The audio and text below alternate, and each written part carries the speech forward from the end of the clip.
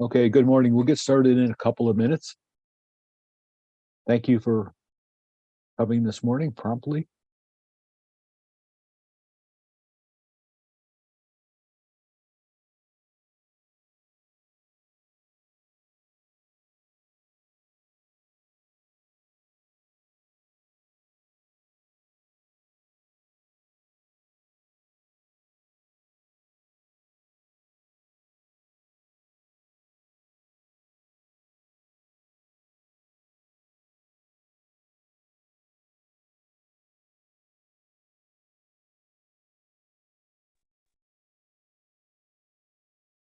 Like I popped out for a second there. That was odd. You did. Yeah, So I where'd got you the go? live stream message and I must have hit leave. Uh-oh, I guess I didn't want to be live streamed. Sorry, everybody. Okay, we're good. she's back.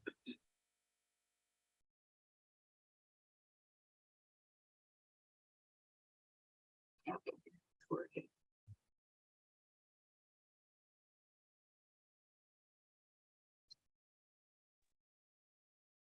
Well, we're at 9:31, Dr. Rotunda, shall we? There's a student back there. Oh, we hear somebody. Oh, he's muted now. Okay, great. Oh, maybe not. Okay, good morning, everyone. Welcome to our second in a series for school principals called Mandates Matter, How School Counseling Regulations Impact Your School Community. We'd like to welcome back Dr. Carol Day here, who is our presenter. She's a former chair of school counseling department at NYIT and continues to teach part-time at NYIT and NYU. She's consulted with state departments of education, urban, suburban, small districts, school counseling associations, et cetera, around the state and around the country for about the last 25 years. We're happy that she can share her expertise with us. Joining us a little later will be Dr. Gail Duffy, who's Assistant Superintendent for Instruction and Human Resources at Irvington UFSD. Thank you for joining us, and Carol, it's all yours. Okay, thank you, Bob. Appreciate it. And good morning, everybody.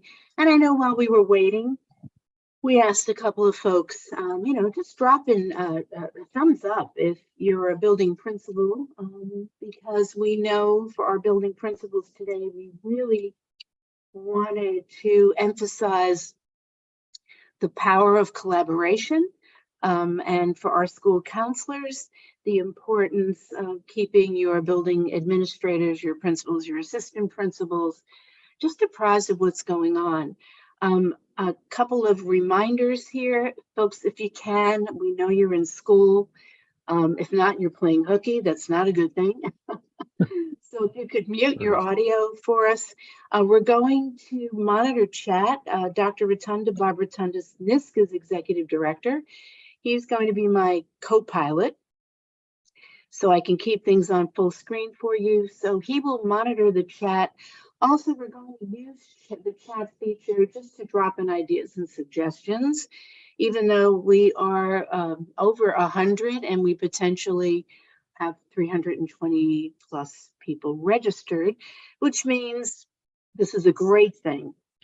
This is being recorded, as you know, and you will have access to the recording, the PowerPoint, all the materials. Dr. Rotunda has homework. After we're finished today, I will make sure he has a complete packet and that he will get that out to you within a day or so.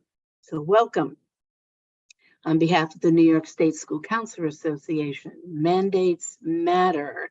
Now, mandates can make us crazy. In this respect, this mandate is more or less a shared vision between NYSCA, which has been lobbying for change for as long as I can remember, and I was an officer in NYSCA in the 90s. And throughout the early 2000s, we collaborated with State Ed to upgrade and update the scope of practice of school counselors across the state. As many of you know, some of you in the room will know this, the last update was in 1978, before some of you were born. But the reality is, it's a vision, it's an idea, But together, counselors and principals, you've got to determine, what do you want to create in your building? So I want just to put a couple of guiding questions in here today, and hopefully we will get through most of them. If not, please drop in chat and we will try and respond to you a little later. First of all, do mandates matter, especially when they're unfunded mandates? And we know that New York State Education Department is low staffed. There are very few people up there monitoring anything. We all know that. So we're going to discuss, how do we address unfunded mandates and make them meaningful? Now, how do these amended regulations, and they're called amended, I call them new, because from 1978 to 2017, or actually 2019 when they started, that's a long haul. But how are they now impacting 3 years later your school and your community? Do the families, students, teachers, and staff know what's going on? Or school counselors, do they just think you're making them work with you differently? And building administrators, are your school counselors nagging at you to give them more access to kids? So we need to explore that. The most important part of the mandate is that all students should have access to a school counselor. Again, unfunded mandates make it challenging, as all of you, especially who are working on budgets, you actually have your budgets done for next year, but looking to figure out, what does access mean, and how do we add a school counseling position or two, especially at the elementary level, to make sure that even our little ones have access to a school counselor. We'll talk about collaboration, and I want to emphasize communication. And then we're going to send you some resources and references later. So let's start off. If anyone is brave enough to drop in chat, how have these mandates affected your school and community? The challenges, the opportunities, for better, for worse. Let's see if a couple of you have a few ideas you want to share. How have the mandates affected your school and your community? Wouldn't it be great if we were all in a real room together talking?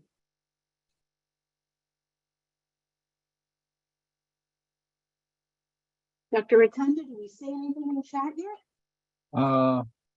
Nope, not yet. Okay. Somebody hope- said, it's affected how they do scheduling. Collecting of data is difficult. Okay. That's it so far. Okay. Well, we'll keep an eye on that. Yep. Let me just move this here. And you want to be A juggling act. I like that. Yep. Well, we are sort of, there we go. I'm just moving us around to get us back. So the chat, I'm sorry, not just the chat, but the slides are working. They wanted to stop for a minute. 5 important key issues that I'm sure you all know, so we're not going to focus on these. But the 5 key areas that NYSED mandated for us is a comprehensive school counseling program. School counselors, you know what that means. Have you explained that to your building principals? It's more than just writing it down. And then access, as we mentioned earlier, for all students to a certified school counselor. Individual progress reviews for grades 6 through 12, individual progress reviews. Counselors, those of you that were around in the old days, before 2017, actually 2019, when these went into effect. As a school counselor, I did these in groups, and then I would fill out the sheet of paper with the kids, but we had the flexibility of doing these in groups. Now, the Board of Ed and NYSED have said, please meet with each one of your students once a year for an annual check-in. Curriculum, K-12, not just in the upper grades. And then, of course, more direct services than indirect services.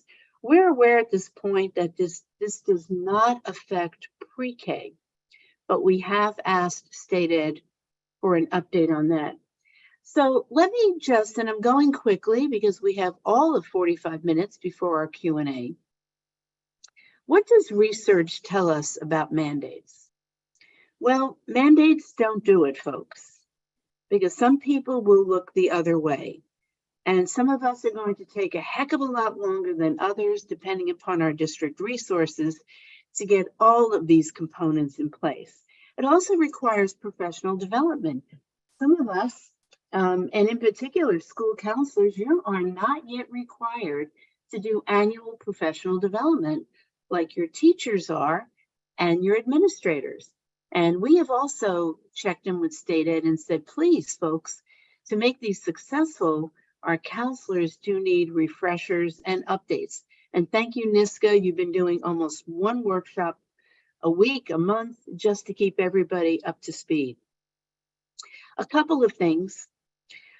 In New York State, my colleagues at NYIT and I have done 3 surveys over the last 4 years to see what difference are these mandates making. And the reality is, on 2/3 of the items around school counselor priorities, school counselor practices, and expectations, still on 1/3 of the items, excuse me, folks, school counselors and principals are not in consensus. I share that with you, and I will also share the links to the articles with you. Also, we're hoping to do this again next year, just to get a better sense if things continue to change. With the last survey, we had 460 administrators and counselors speak to us through anecdotal data. But we found there are 4 areas that we need to work on. Collaboration, counselor-principal needs to be intentional. We have to be clear in our communication. Counselors, it's up to us to make sure our principals know what's going on. We can't assume they're getting State Ed bulletins. They're not. They probably got 3 notices about this. We need to clarify what we need to do, counselors, and make sure our administrators understand that we can't waffle in our role. We have to be clear and focused that these new mandates are about providing better services, more individualized services for our students. And then we need to discuss initiative and leadership, because the gaps that we see in the data are about counselors taking initiative to make sure their building principals understand the regulations and what they mean. So we did 3 surveys, 2019, 21, and 22. So we're probably ready next year just to see how far down the road things are moving and if they're moving in the right direction. So what we've learned, and again, we're making progress in New York, that there are high levels of agreement on 2/3 of the items, and I'm sure there are plenty of you in this room today who responded to that survey. The open-ended remarks showed us positivity and negativity, but also people realized that unless they organize their work differently, that it appears to be an increased workload and maybe not as a great impact on students. So counselors, we know scheduling the IPR for grades 6, 7, 8, 9, 10, 11, and 12 is time consuming, but hopefully the benefits are there. You're getting to know your students a little bit differently. Principals, you were more positive. You felt that these new opportunities, these new mandates were going to engage students and families with stronger outcomes. But that can only happen if counselors and principals are talking about the challenges and the opportunities. So let's talk about the changes in your district. Who knows what? How well versed are the administrators in your building about these changes? Have you presented the updates to the teachers, to your school psychologists? Are they in the loop? Your school social workers? What about the kids? Do kids know that we are doing everything we can as counselors and administrators to make sure that they have more opportunity for more support. And then again, our families. Lots of times we're communicating internally, but we may not be communicating externally. So think about that line of communication as we come into the end of the school year and you're doing your planning for next year. This is the perfect opportunity, folks, to do that 5-minute presentation at one of the last faculty meetings in terms of updating your comprehensive school counseling program for next year. And that could be a joint initiative of principal and counselor together. So folks, let's take another second. What differences are these mandates making for your students? What have you seen that is different?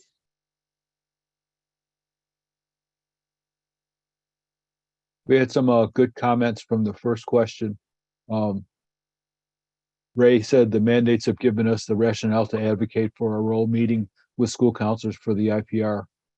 Great. And it's one of the vital signs that they track in the district. Others said the mandates for access are reasonable. However, they need a lot more crisis counseling and need more time for prevention in groups. Mm-hmm. One of our attendees said the new mandate doesn't matter at our school. We're still expected to use the walkie-talkie and drop everything when our name is being called. Okay. Some say there's still confusion about the role of school counselors. Keeping track of time spent with one-on-one on counselors. Let's see. Scrolling down. Thank you, Bob. Yeah. We got a wide range of folks attending, from Catholic schools to private schools to public schools all around the state. That's kind of cool.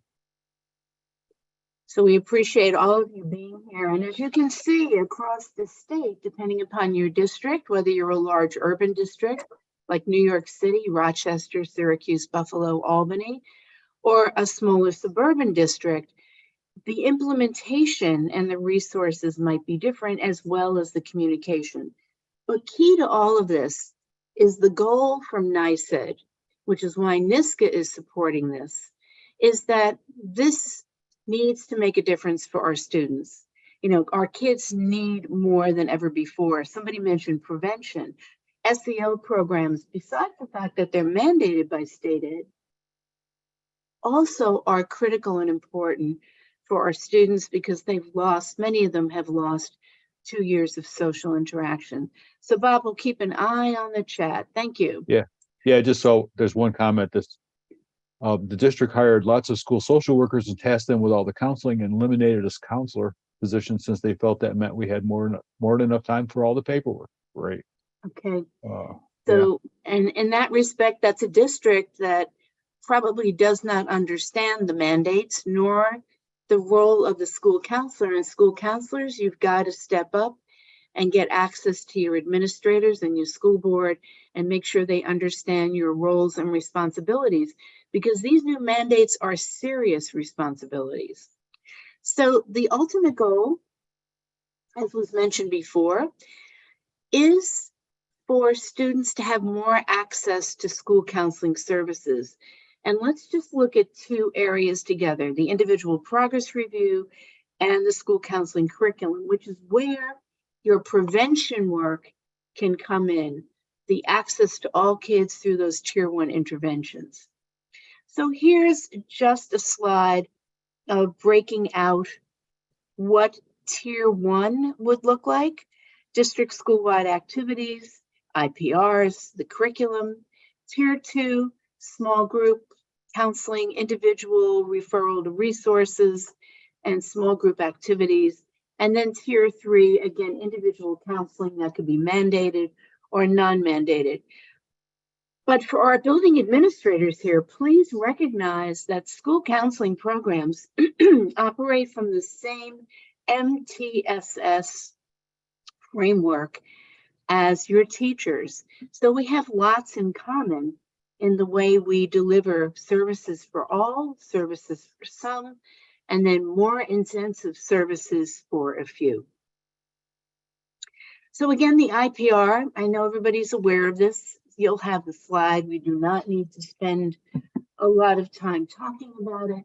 But the individual progress review, from what I've heard from counselors, has been a great opportunity to meet with students a little bit earlier on, and also for the students that fly under the radar, not the ones that are constantly in your office or that have high level of needs. This is not meant to replace the IEP. It's a separate plan. Also, the IPR is a focus on educational academic progress. Excuse me, folks, a cold this morning. Career planning and social emotional development. I mean, it's a great check-in to see how your students are doing. And it doesn't have to be long, maybe 15 minutes, but it takes a lot of effort to get them all scheduled and to get them to show up. And then the curriculum. This is a structured framework, not, and I'm going to be candid, folks, not random lessons, not running and announcing SATs next week, sign up in the counseling center. Those aren't lessons. Lessons are really about helping our students do career search, do college search, learn study skills with the collaboration of our teachers, acquire organizational skills in the earlier grades, using SEL springboards, whether it's restorative circles or whether it's restorative justice programs in the upper grades, mediation, getting along with others, anti-bullying lessons, K-12. From a district perspective, it should be developmental, meaning what you start with in kindergarten should flow through elementary, into middle, and then of course high school. Our elementary curriculum may have a much stronger perspective on social emotional development, while our high school curriculum may focus more on academic, academic goal setting and understanding the politics of doing well in high school for a 9th grader, all the way up to doing college and career search through 11th and 12th grade. Curriculum can be organized through classroom and group activities. Some of our districts prefer doing these lessons through advisories. That's another great way. The curriculum can be delivered by the school counselor, but also we have many social workers and teachers and school psychologists, and sometimes an external agency coming in and doing work with our kids around a variety of topics. So we have to think in terms of school-wide effort, an SEL environment, a positive school climate with everybody involved in the issues that affect our kids. But the curriculum should be organized by the certified school counselor so that they know from a K through 12 curriculum exactly what's going on at each grade level. Some of you may have a district director who's already doing that. At the bottom of, is the information from NYSET on the guidance to the regs, which explains this in a little bit more detail. But I also, want to go back and mention we have a link for you. NYSCA has a lesson repository of 312 lessons from K through 12, organized by academic development, college and career readiness, and SEL. 8 lessons on each topic for each grade level, free, folks. We've worked on that now for a year and a half. It was just refreshed to make sure there are no DEI issues. We found a couple of things that needed to be refreshed based upon gender identity and other concerns that kids have been sharing with us. So that's all up on the NYSCA website. And again, we'll share that with you in a little bit. So let's see who got this. Oops, I gave it away. School counseling curriculum can only be delivered by school counselors. Let's do a shout out, true or false? And we'll reveal the answer. False. The school counseling curriculum is organized by the counselor and delivered by the counselors in collaboration with teachers and other educators. Counselors find those teachable moments. Literature in the early elementary grades, we know, is about getting along with others and things of that nature. And so working with our classroom teachers in terms of what they're reading to their kids, looking at ethical issues in our science classes and collaborating on those, all of these are helpful, delivered by school counselors, delivered by classroom teachers, and other educators in our building. So in the past, we all had lessons. I had lessons, you have lessons.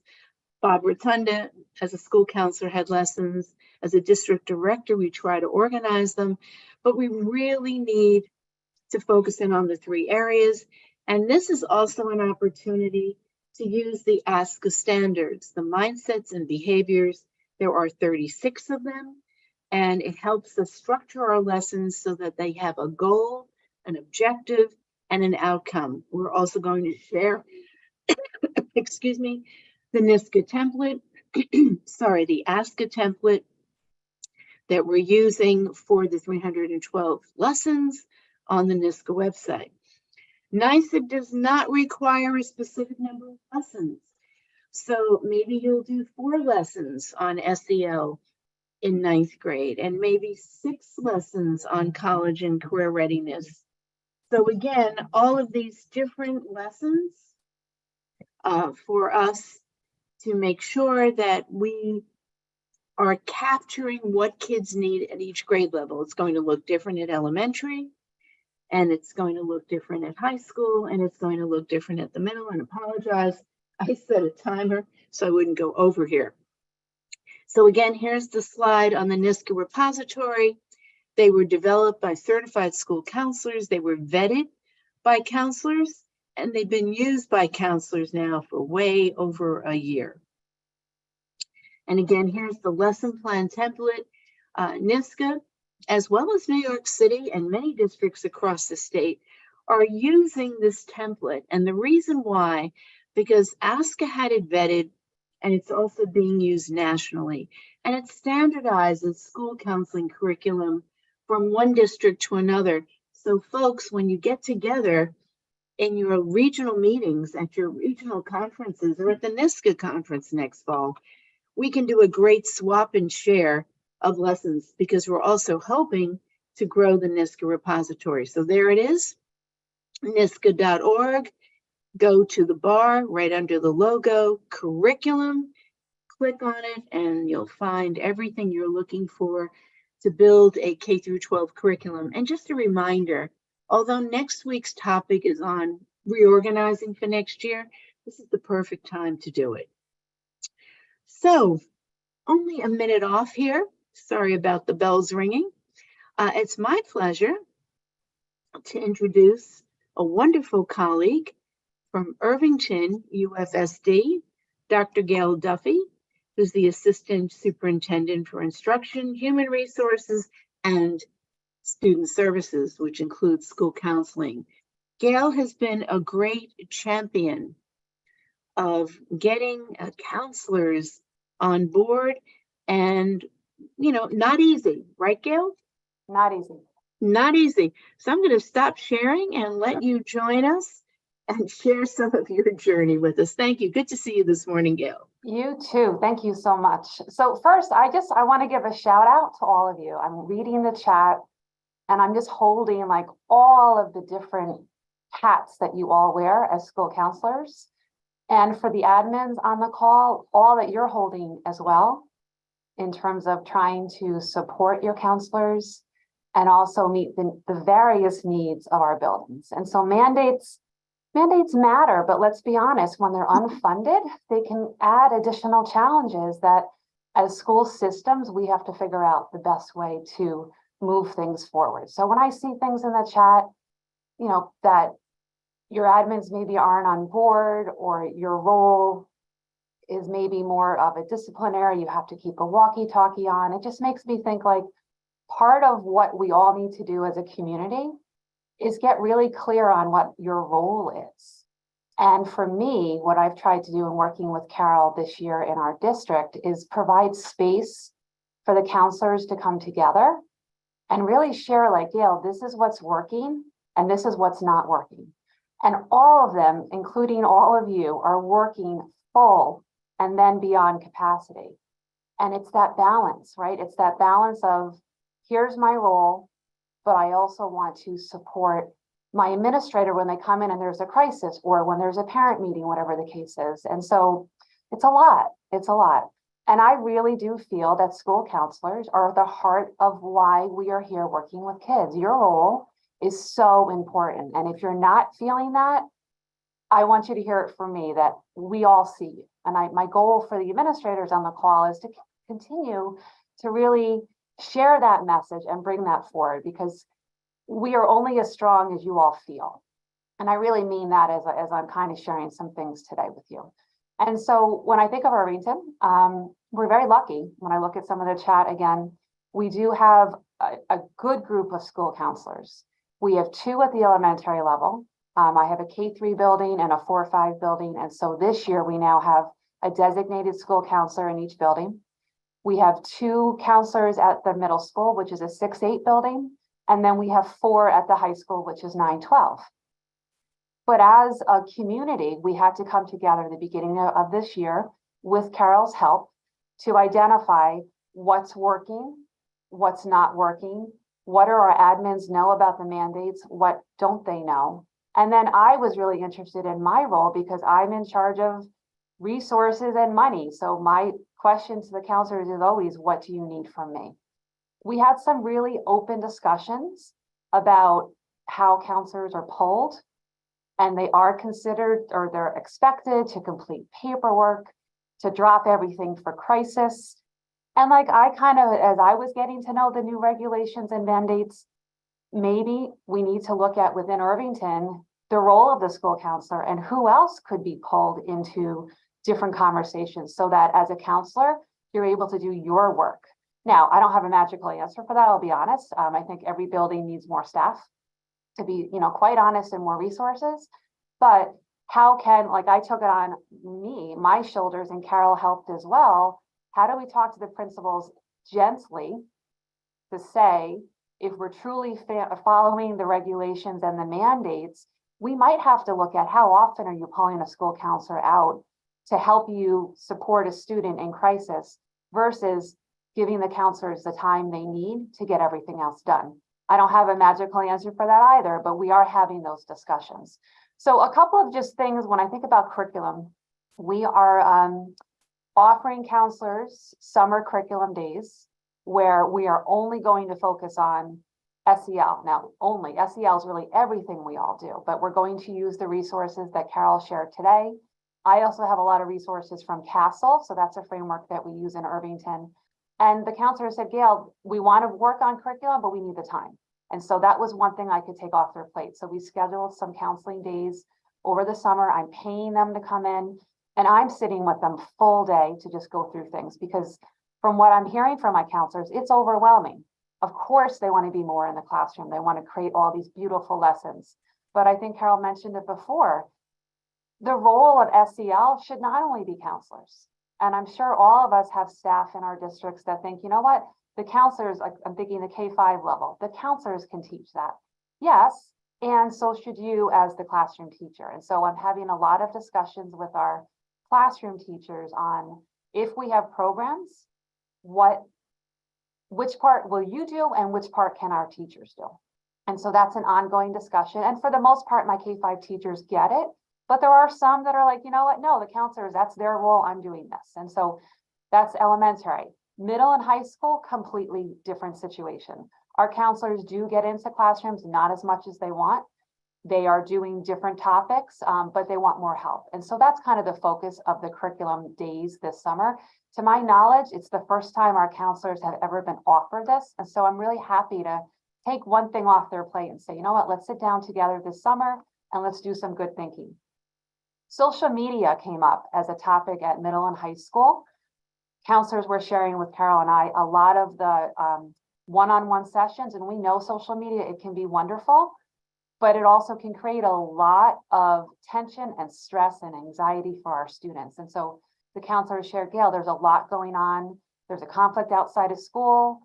It's brought into school. We need to educate our parents. I said, let me take that off your plate. And so we just did last night, and we had 25 parents. So it's a start. It's not a huge turnout, but it's more than we thought. And we did an overview of social media for the middle school parent. Now, when I say we, I led it. I invited counselors, but I didn't say to them, create the presentation and I'll come. I created the presentation and had them join me. And they said after they felt so supported. And so I share that just as a way, when you dive in deeper to the different topics that your students need help with, a lot of it, and Carol mentioned this is about communication and collaboration. And as a counselor, I want you all to find your voice. And I can't help each individual person, but I can say, call me. I can help, kind of brainstorm with you if you have to have a conversation with someone and you're not quite sure how to go. Carol can share my contact information. That's where it has to start, because you all know the mandates are here. We should be following them. I do believe in them. And our systems have to shift a little, though, so that we can be able to meet them. Carol, did you want me to mention anything else? I could keep going on and on, but I'm mindful of your time.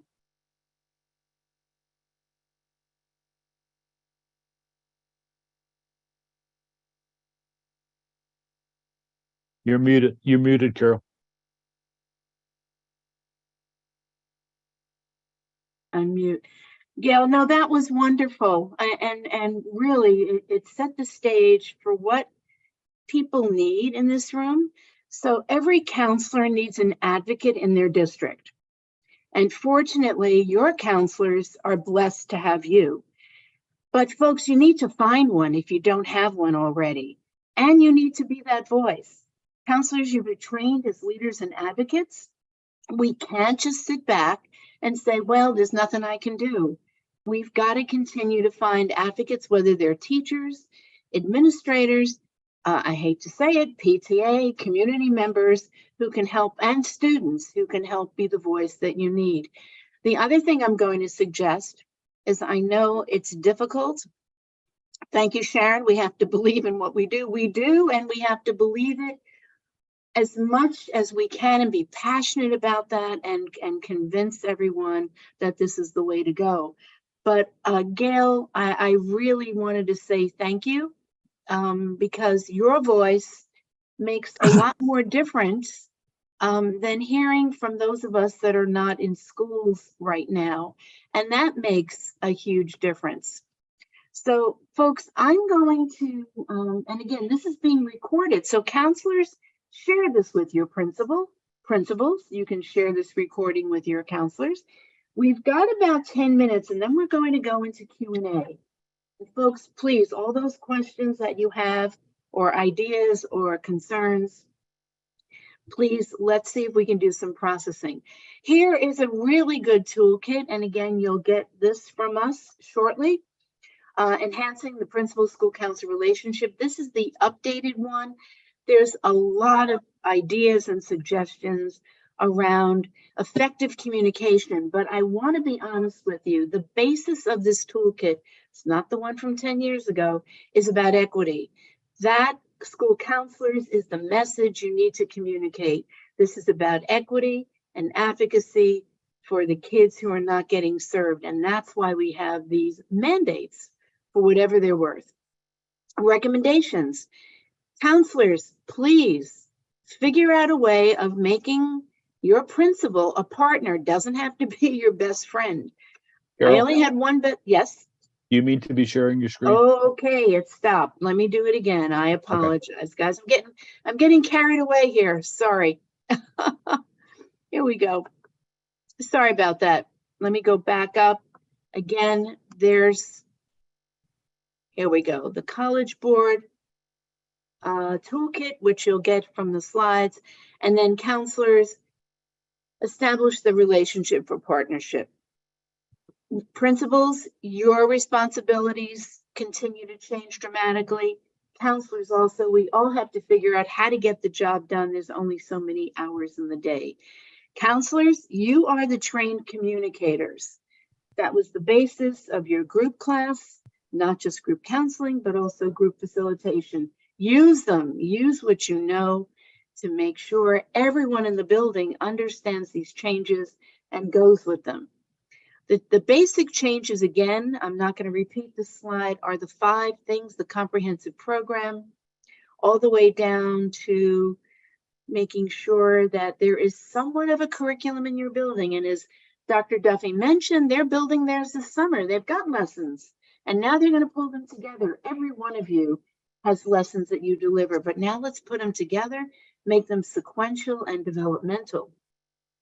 Tomorrow, you're going to receive a link to the webinar, of course, which I heard is on YouTube, so you're all famous today.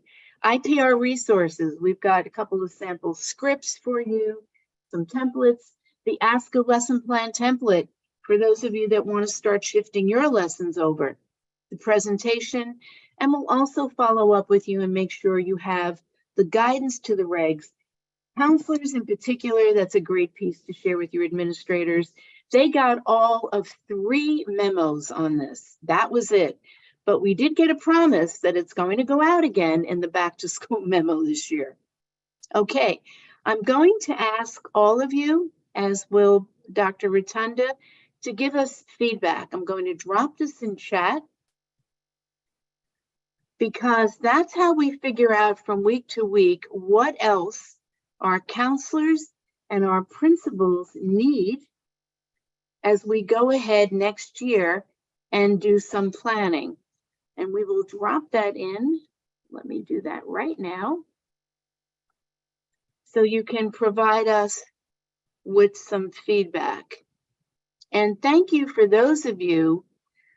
Thank you, Bob, for putting those videos in on advocacy. And I'm just going to drop, like I said, the exit survey in there. But let me share with you some more resources. So tools to help also, we will send those to you. Some of you are organizing your program in a variety of different ways. State Ed is looking to update some of these because they realize they were built around the 2012 ASCA model, and we are now in the 2019. But there are different resources here to help you with your curriculum, as I mentioned, and the advisory council. And we know many of your districts are just beginning to figure out how to put the advisory council together. Again, that's another NYSED requirement. So next week, we're going to talk about updating your program plan, which is a little bit different conversation. And I just wanted to say before we jump into Q&A, because I think we are almost on time, a big thank you for coming today. A huge shout out to Dr. Gail Duffy for taking away from her busy day. I can't believe you were doing that session on social media last night, but how important and how essential. And then let's see what people have to say, ideas. And we're going to have, you'll see when you get these resources and resources and resources and more information. So let's just jump in to questions. And I'll stop sharing and let's see what questions people have. Bob, see if we can help them out today in our chat. Yeah, I'm going to work kind of from the bottom up. Yes, great. Yeah, somebody asked, is there a chart in New York State that clarifies roles of nurses, psych, social workers, and so on? I put a link in the chat to our advocacy toolkit page, where there is a page that describes all that. And there are one-pagers that talk about roles of counselors, psychologists, social workers, and so on. There's also a lot of other good stuff on that page, so it's in the chat right now. There's some videos you can use, and so on. Someone mentioned earlier the idea of finding allies in your school. We've been doing a lot of work with the New York State PTA at a state level and a local level, and they are tremendous advocates for school counselors. We've been going to NYSCA and the PTA have allied, if that's the word, for about the last 4 or 5 years. And we've been going to a lot of their events and they come to a lot of our events. And on a local level, they're a powerhouse in a lot of schools. And they're also voters when it comes to school board elections, and they vote in school budget elections. And they have a lot of They have a lot of good resources that they use for advocacy, very, very organized. So they are one good resource. We've also been spending a lot of time with our colleagues, the psychologists, social workers, and school nurses to emphasize with the state that we need a collective care team of all of those folks in each of the professions. Let's see. Bob, I just want to add one thing to that. Folks, remember, principals and counselors, Yeah. that counselors have an all students responsibility. And Yeah. that's a good place to start. And in most of your buildings, it's also about an assignment of a caseload, whether it's a grade level or, and I see somebody put up here, they have specializations. But most of our districts follow a caseload model, all student responsibility. Your social workers have a different niche and your school psychologists have a different niche. So we have to remember that in terms of who does what. So those resources from NISCA are going to be invaluable. And if we can find some more, we will put that together also for you. Oh yeah. Let's see. I'm looking at. But as absolutely, you're going to find teachers in your building. Everybody recognizes the importance, the imminent importance of more mental health support for kids, which is why we all need to play well in the sandbox. But the other reality is that we really have to make sure that everyone in our building, our administrators, our teacher aides, all know what these new expectations are, so we get supported. And supported may not be financial. Okay. Yeah, there's some good points. Yeah, there's some good points. One of our attendees feels like we're not getting the support directly from NYSET that we should because we pay dues too. That's a good point. Some schools, and you made the point when we were speaking with Gail a little while ago. In some places, there's a direct ally. In some buildings, there's a chair of guidance. In some districts, there's a director of guidance who is the kind of middle manager to support and, I'm going to use the word, protect the counselors. I remember my principal, when I was chair of guidance, my principal would come and say, listen, I need a counselor to do this. And I would look over my glasses like, okay, what do you want him to stop doing? And he would walk away sometimes. And sometimes he goes, just once. And, and you have to have that kind of relationship. It's a struggle. It's different. Let's see, I'm scrolling. Yeah, my coworkers have given up because they are advocating for the role and they get threats. Not good. Okay, the presentation is going to be shared with everybody in the next day or two, as well as the link to the video. All of our webinars are recorded and they're all on our YouTube channel. There's a link to the YouTube channel on the front page of our website. You can share those. We've got a grant to be able to do all this. You can share all those and they should be widely available to anybody who wants to watch it. We've got webinars and PowerPoints and all kinds of stuff. Any other questions in the chat? There's a question there, and I know Gail's still here. I just want to see if we can process. What do you do when advocacy efforts to find allies is seen as oppositional to the administration? That's a tightrope. Yeah. Nice. And I'll share an opinion, having walked on both sides, both as a district administrator and as a counselor. It has to be about kids. And you have to have the data, in my opinion, that shows what kids need. That takes a little bit of effort. But if you have a rational, reasonable plan and it's data supported, you might be able to chip away. I'm going to say this, administrators, I was a school district administrator, we have egos too. And we don't want to be wrong. But in some instances, we don't know everything, especially the nuances of everything that's expected with all of the people we supervise. I'm sure, even as an administrator, I didn't know everything. I supervised school nurses. I was intimidated as you know what, because I had no idea what I was doing and just asked them to please keep explaining. But that's my thought. I don't know, Gail or Bob or any other principal on this call has a thought on that. Yeah, I would just add, it comes back to like relationships and building that community. And I think part of why we're able to be successful in Irvington, this year with this work is that Carol and I met with the counselors a couple of times throughout the year, but then we also had a couple sessions with the principals, and we asked them to identify strengths, but then areas of challenge. And from there, kind of bridging the gap, we brought everyone together, the counselors and all the admins. But Carol and I think someone mentioned before, protected in terms of any of the comments that counselors shared in terms of areas of weakness or things they wanted to see different. We stated those, so the counselors were not in the position to say, I feel this way and I want to make this change. I more did like a general theme, like, for example, our counselors are really involved in a lot of discipline, and I'm just wondering, can we look at their role and see where is the best entry point as opposed to being involved in all steps? But I modeled that, like I asked that question of the principals, and I didn't put the counselors in that position. So I think one-on-one conversations could be a place to start. I mean, certainly everyone has the same shared goal, supporting students, but it's just figuring out the nuances of who needs to do what. And again, following those mandates and moving things forward. It's not easy. It's certainly an ongoing journey, I think, for all of us. I wonder if we have anybody else on the call. Thank you, Gail, who has anything else to add? Can I mention About- something, Carol? Please. Hi, good morning, everyone. Good morning, Joseph.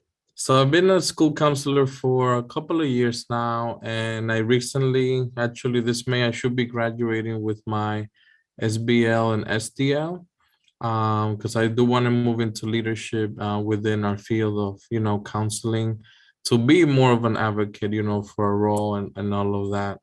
I also just wanted to mention that throughout my coursework for this leadership program, and it's actually a very hands-on leadership program through Hunter College. It's called the CLASS program. So they really focus on actually doing, some sort of leadership or admin role as you're doing the program, right? You have the internship and all of that. But nowhere in the coursework or the syllabus or any of that did I see, or did we have a class focus on support services?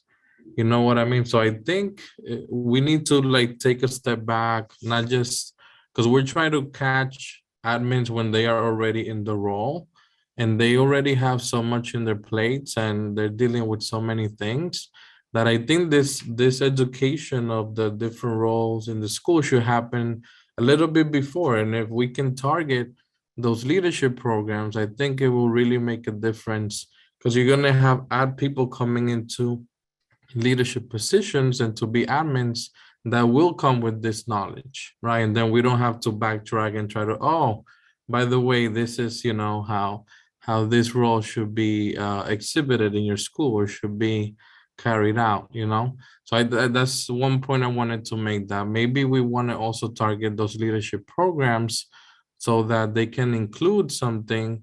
It could even be one class that's dedicated to understanding the different roles of the support services in the school. And I think that will be very helpful.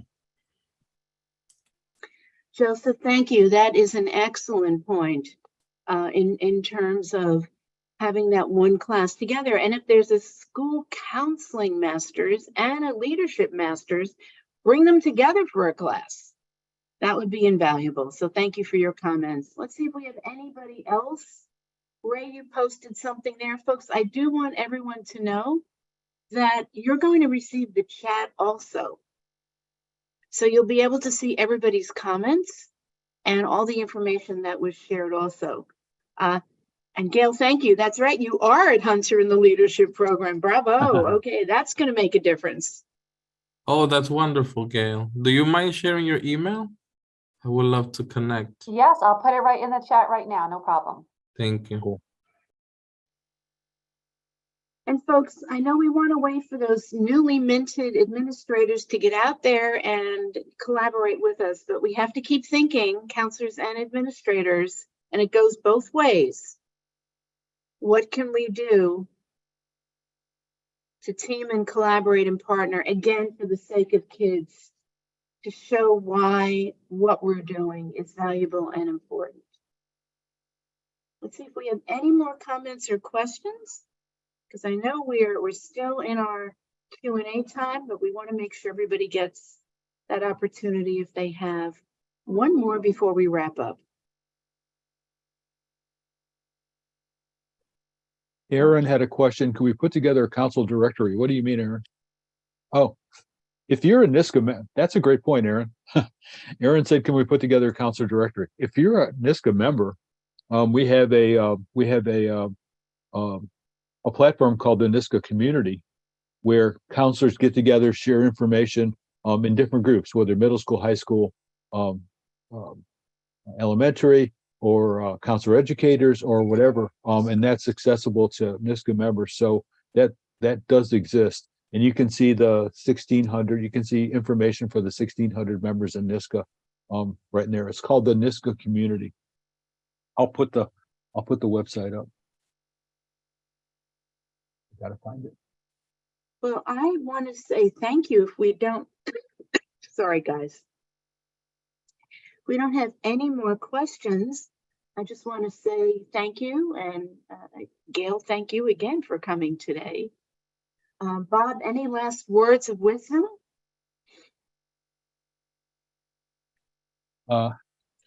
Just pasted that. No, I'd like to thank everybody for coming on behalf of our Professional Development Committee and Dr. Gail Reed Barnett, our chair. We'd like to remind you that we do have the final session for this called Taking Ownership, Reflect, Refine, and Revise Your Annual Counseling Program next week on same time, same station on May 17th. Any questions that you have can be sent to info@nisca.org, and I'll get them answered, and we'll get materials out from this in the next day or two. Thank you for attending, and have a great day. I know the weather's great on Long Island. I don't know about the rest of the state. It's great everywhere. And folks, feedback helps because we'll know how to plan for yeah. you for next year and for the conference. Maybe we need a counselor principal session in Albany next year, Dr. Rotunda. Exactly. Yes, we'll work on it. Thank you folks for coming today. Good to see everybody.